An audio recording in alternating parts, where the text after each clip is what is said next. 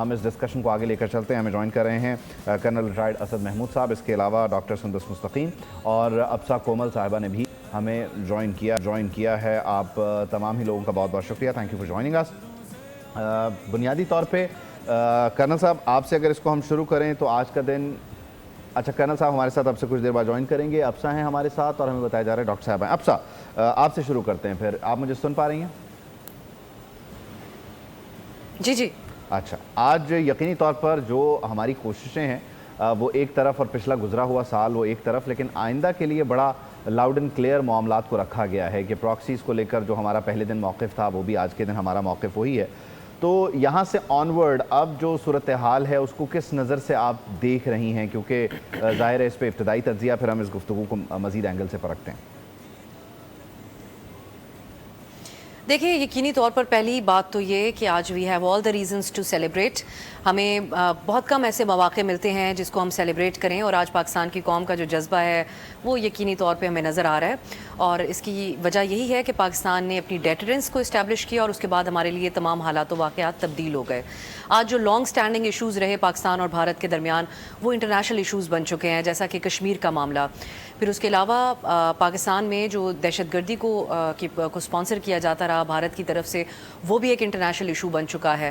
اور تمام جو چیزیں پاکستان سالہ سال سے کہتا آیا, یونائٹڈ نیشنز کی سیکیورٹی کاؤنسل میں پاس کی گئے ریزولوشنز کشمیر کے معاملے پر, وہ تمام چیزیں بڑے نیچرلی جو ہے وہ دنیا کے سامنے آ چکی ہیں اور ایک انٹرنیشنل ایشو بن چکے ہیں. تو یہ تمام چیزیں ہیں جو پاکستان نے حاصل کی مارکہ حق میں باقاعدہ طور پہ بھارت کا مقابلہ کرنے اور اپنی ڈیٹرنس کو اسٹیبلش کرنے کے بعد. سو آئی تھنک آج جو ایک اوور آل نیشنل ہمیں مزاج نظر آتا ہے, جو بیانات سامنے آئے ہیں, یہ تمام چیزیں ایک طریقے سے ریفلیکٹ کرتی ہیں اس قومی جذبے کو, اور جو کانفیڈنس اس کے بعد بلڈ ہوا ہے. ایک ہمیں بھارت کی طرف نظر آیا اوور کانفیڈنس, ہمیں وہاں پر جس طرح کل بھی ہم اس ٹرانسمیشن میں بات کر رہے تھے کہ ایک بڑی نارسسسٹک قسم کی ان کی فارن پالیسی رہی. وہ تمام چیزیں جو ہیں وہ ان کے لیے ایک بڑا سیٹ بیک ثابت ہوا. اور اب آج ہمیں یہ بھی نظر آتا ہے کہ بھارت اپنے آئیڈیالوجی اور جو ماضی کا موقف ہے اسے پیچھے ہٹنے کی کوشش کر رہا ہے. دنیا کے سامنے جب آپ ایکسپوز ہو گئے ایک غیر سنجیدہ ملک کے طور پر جو اپنا تحفظ بھی نہیں کر سکتا اتنی بڑی فوج رکھ کر, تو آج راج ناتھ سنگھ ایسی سویلائزڈ باتیں کرنے کی کوشش کر رہے ہیں. بھارت کے وزیر دفاع وہ یہ کہتے ہیں کہ ٹیررزم کا کوئی, بلکہ دنیا بھر کے لیے پاکستان نے اسٹیبلش کر دی ہے اپنی ڈیٹرنس اور اپنی پوزیشن.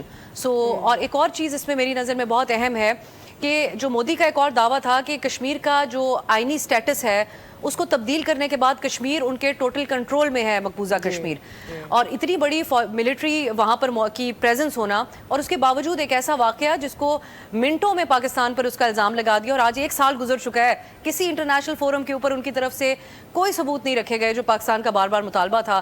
تو ایتھکلی اصولی طور پر ہر اعتبار سے پاکستان کو جو پوزیشن حاصل ہوئی ہے, میں سمجھتی ہوں کہ اس کو بھرپور طریقے سے ہمیں سیلیبریٹ کرنے کی ضرورت ہے. اور اب آگے کس طریقے سے ان چیزوں کو لے کر چلنا ہے وہ بھی بڑا اہم ہوگا. سبسکرائب کریں اور بیل دبائیں تاکہ کوئی خبر رہ نہ جائے.